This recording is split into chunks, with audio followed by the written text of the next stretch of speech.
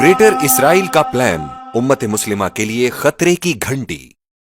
Israel Hamas जंग को शुरू हुए 3 माह हो चुके हैं। बाज़ ज़राए ने गुज़िश्ता दिनों में यह खबर दी थी कि मिस्र और कतर में होने वाले मुज़ाकरात के नतीजे में जंग बंदी के इम्कानात हैं, लेकिन मालूम होता है कि इसराइल अमेरिका को कायल और राजी करने में कामयाब हो गया है कि उस वक्त तक जंग बंदी न हो जब तक वो अपने फौरी अहदाफ कामयाबी से हासिल नहीं कर लेता। इसराइल का फौरी हदफ पूरी दुनिया पर वाज़े हो चुका है। इसराइल के लिए आइडियल सूरत हाल तो यह है कि हमास को मुकम्मल तौर पर नेस्तो नाबूद कर दे, खुदा न खास्ता, और गजा पर कब्जा कर ले, या कम अज कम फ्रीकैन बल्कि पूरी दुनिया उसके इस मुतालबे को तस्लीम कर ले कि गजा में बचे खुचे हमास को बेदस्तोपा करके उस फलस्तीन अथॉरिटी के हवाले कर दिया जाए जो इसराइल के इशारों पर नाचती है। और ये हकीकत भी है कि मौजूदा सूरत हाल को इसराइल के नुक्ता नजर से देखा जाए तो वो अगर मज़कूरा बाला अहदाफ हासिल नहीं करता तो फिर वो जंग जिसमें इसराइल को इतना माली नुकसान हुआ है कि उसकी मईशत की बुनियादें बुरी तरह मुतासिर हुई हैं, लेकिन ये जंग अस्करी लिहाज से उसे कोई बड़ा फायदा न पहुंचा सकी, बल्कि सिफारती, सियासी और समाजी लिहाज से वो बहुत नुकसानदेह साबित हुई। उसका इमेज बुरी तरह तबाह हुआ। वो हमेशा अपनी मजलूमियत का ढंडोरा पीटता रहा है, लेकिन दुनिया ने उसका असल रूप एक जालिम और खूंखार के तौर पर देखा है। आज की दुनिया जो इमेज साजी की दुनिया है, इसमें यह बहुत बड़ा नुकसान है। हकीकत में अमेरिका और यूरोप की भरपूर अस्करी और सियासी सपोर्ट के बावजूद इस हवाले से इसराइल आलमी सतह पर तन्हाई का शिकार नजर आता है। हमारे तज्जिये के मुताबिक इसराइल की सोच और उसका रवैया और तर्ज अमल अब यूं दिखाई देता है कि जो बुरा होना था हो चुका। अब मैं यानी इसराइल अपने इन अहदाफ को पूरी बेरहमी बल्कि बेशर्मी के साथ हासिल करने के लिए आगे क्यों ना बढ़ूं। इसराइली सोच ये है कि मेरे लिए अमेरिका काफी है, मैं उसकी मदद से दुनिया भर में अपने दुश्मनों से निमट सकता हूं। हमारी राय में अमेरिका इसराइल के लिए काफी है, ये बात काबिले बहस है, यानी डिबेटेबल है। बहरहाल ये हकीकत है कि अमेरिका इस जंग को एड़ियों पर खड़ा होकर मॉनिटर कर रहा है और मालूम होता है कि इन दोनों ममालिक में हर आन हर लहजा करीबी राब्ता है। अमरीकी बहरिया के हेलीकॉप्टरों ने यमन के करीब हौसी बागियों के जेर इंतजाम 4 कश्तियों पर हमला करके उनमें से 3 कश्तियों को तबाह कर दिया।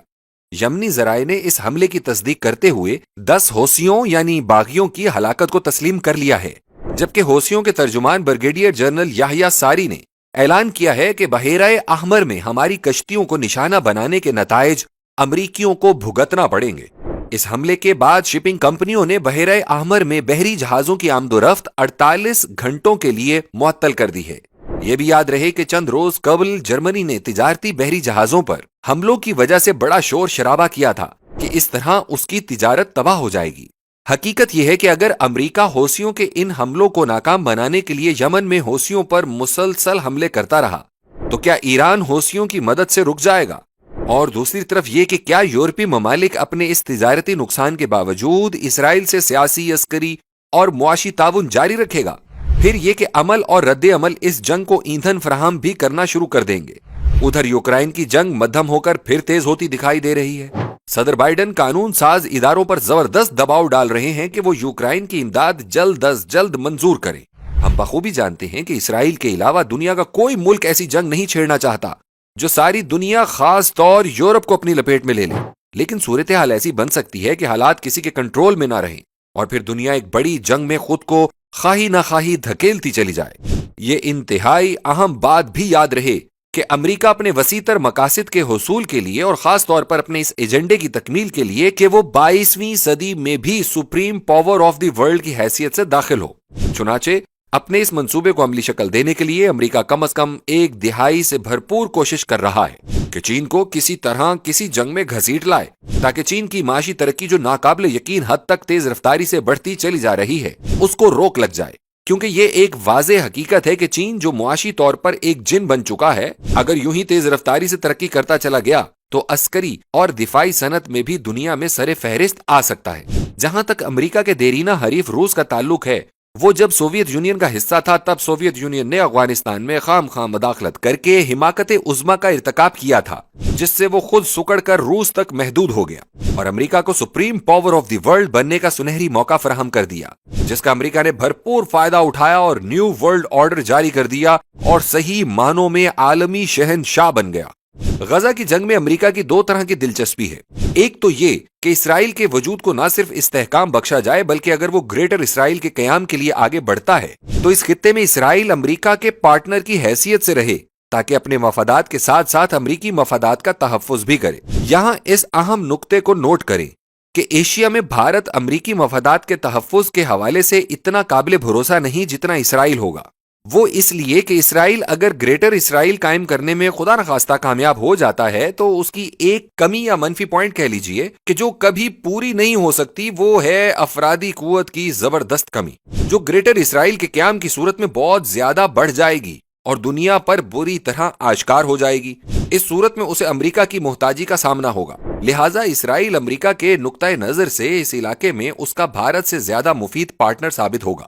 پھر یہ کہ بھارت روس سے اپنے اچھے تعلقات برقرار رکھنا چاہتا ہے جو امریکہ کو ناگوار گزرتا ہے. بہرحال ایسا بھی کوئی امکان نہیں کہ امریکہ بھارت کا ہاتھ چھوڑ ہی دے کیونکہ بھارت کے پاس بہت بڑی افرادی قوت ہے. علاوہ ازیں وہ امریکہ کے روایتی حریف چین کا قریب ترین ہمسایہ ہے. لہٰذا وہ اپنے ان دونوں پارٹنرز کے درمیان توازن پیدا کرنے کی بھرپور کوشش کرے گا. اس حوالے سے ہماری اس بات کو ہرگز یہ نہ سمجھا جائے کہ ہم گریٹر اسرائیل کو خدا نخواستہ ذہنی طور پر قبول کر رہے ہیں اور اس کے امکانات دیکھ رہے ہیں. اصل بات یہ ہے کہ نبی اکرم صلی اللہ علیہ وسلم کی حدیث مبارک کے مطابق عربوں کو بالآخر تباہی کا سامنا کرنا ہے جس کے آثار بڑے واضح طور پر ہمارے سامنے آنا شروع ہو گئے ہیں اور وہ ظاہر ہے کہ گریٹر اسرائیل کے قیام کا نتیجہ ہوگا. لیکن مسلمان کو کیونکہ حکم ہے کہ اسے زمینی حقائق کے مطابق جد و جہد جاری رکھنا ہوگی اور پھر یہ کہ یہ خوشخبری بھی احادیث میں موجود ہے کہ آخری فتح مسلمانوں کی ہوگی اور اس حوالے سے خراسان کا ذکر موجود ہے جو جنوبی ایشیا میں واقع ہے. یہ بات اچھی طرح ذہن نشین کر لینی چاہیے کہ وہ فرد، معاشرہ اور ریاست ہی دانش مند تصور کی جاتی ہے جو قبل از وقت بدترین صورتحال میں بہترین پالیسی سازی کرے. اس بات کو آسان الفاظ میں یوں سمجھا جا سکتا ہے کہ ورسٹ کمز ٹو ورسٹ کو ذہن میں رکھ کر آنے والے وقت کی پالیسی بنانا. جہاں تک مشرق وسطیٰ کے مسلمان ممالک کا تعلق ہے ان میں اکثر کا تو وجود ہی خطرے میں نظر آتا ہے. چنانچہ تمام تر ذمہ داری بقایا مسلمان ممالک پر آئے گی. انہیں ایسی منصوبہ بندی کرنا ہوگی جس سے اسلام دشمن قوتوں کی پیش رفت نہ صرف روکی جا سکے بلکہ اسلام کے عالمی غلبے کا پروسیس شروع ہو سکے. ہم سمجھتے ہیں کہ جنوبی ایشیا کے مسلمان ممالک جنوب مشرقی ایشیا کے انڈونیشیا اور ملائیشیا جیسے مسلمان ممالک اور ترکیہ کو ساتھ ملا کر ایک اتحاد بنا کر اس منصوبے پر کام کا آغاز کیا جائے جس سے اسلام دشمن قوتوں کی پیش رفت خاص طور پر مشرق وسطیٰ میں روکی جا سکے اور اسلام کی عالمی غلبے کی راہ ہموار ہو سکے. آخر میں اس بات کا اعادہ لازم ہے کہ مسلمان فرد ہو یا ریاست اس کا دینی فریضہ ہے کہ وہ قرآن و حدیث کی رہنمائی میں اسلام کی سربلندی کے لیے کام کرتا چلا جائے اور نتیجہ اللہ تعالیٰ پر چھوڑ دے. ضرورت اس امر کی ہے کہ امت مسلمہ کا ہر فرد زبان حال سے کہہ رہا ہو میری زندگی کا مقصد تیرے دین کی سرفرازی، میں اسی لیے مسلمان، میں اسی لیے نمازی، میں اسی لیے نمازی، میں اسی لیے نمازی.